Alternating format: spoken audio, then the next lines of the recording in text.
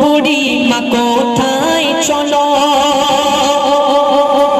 ও বুড়ি মা কোথায় চলো, গাটুরি মাথায় নিয়ে।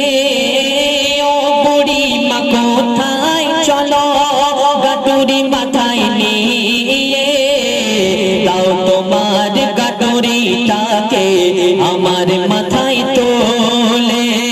ও বুড়ি মা কোথায় চলো, ও বুড়ি মা কোথায় চলো, গাটুরি মাথায় নিয়ে। দাও তোমার গাটুরিটাকে আমার মাথায় তোলে। বুড়ি মাতা নিজের মান সম্পদ আসবাবপত্র যা কিছু ছিল একটা গুটিতে বেঁধে মাথায় করে নিয়ে দেশ ছেড়ে চলে যাচ্ছে। আল্লাহ রাসূল তো জানেন বাদশার সঙ্গে যখন পথে দেখা হলো, আল্লাহ রাসূল দেখলেন একজন বয়স্ক বৃদ্ধ মানুষ একটা বোঝা নিয়ে মাথায় যাচ্ছেন। আল্লাহ নবীর আদর্শ দেখুন। আল্লাহ রাসূল বললেন, যদি আমরা মনে করি আমরা এই শিল্পী গজল গাইতে এসেছি, রাস্তা দিয়ে যখন হেঁটে যাব, যদি আশেপাশের লোক সাইড দেয় তো খুব ভালো, না দিলে যদি আমরা গরম দেখাই, তাহলে কি আমাদের আদর্শ থাকলো? হুজুর সাল্লাল্লাহু আলাইহি ওয়াসাল্লামের থাকলো না?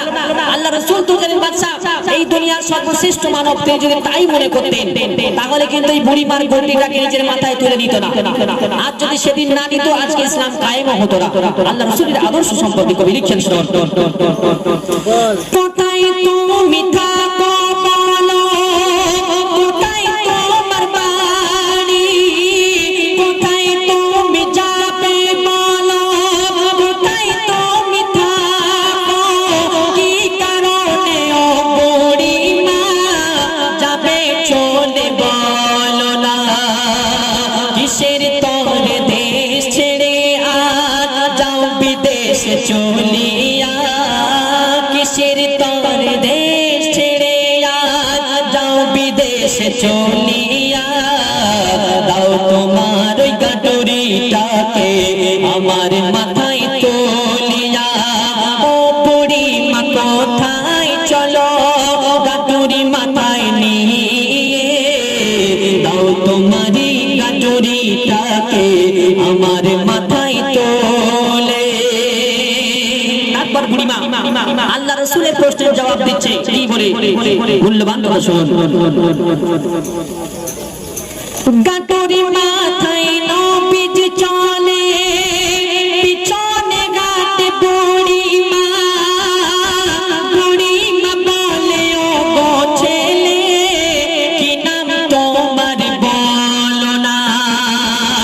গাটুরি মাথায় নবীজি চলে, পিছনে চলে বুড়িমা। গাটুরি মাথায় নবীজি চলে, পিছনে চলে বুড়িমা।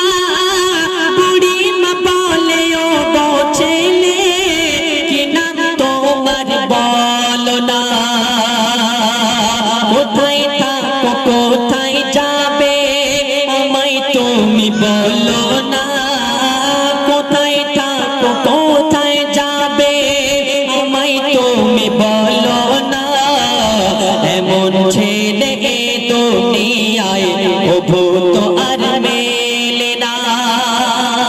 যে বুড়িমা যে মুহাম্মাদের ভয় ছেড়ে চলে যাচ্ছিল দেশ, সেই বুড়িমা তার ব্যবহার দেখে নিজেই বলল যে এমন মানুষ তো দুনিয়াতে আর দুটো পাওয়া যায় না।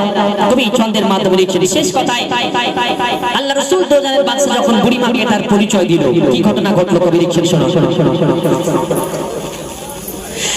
যে মোগাম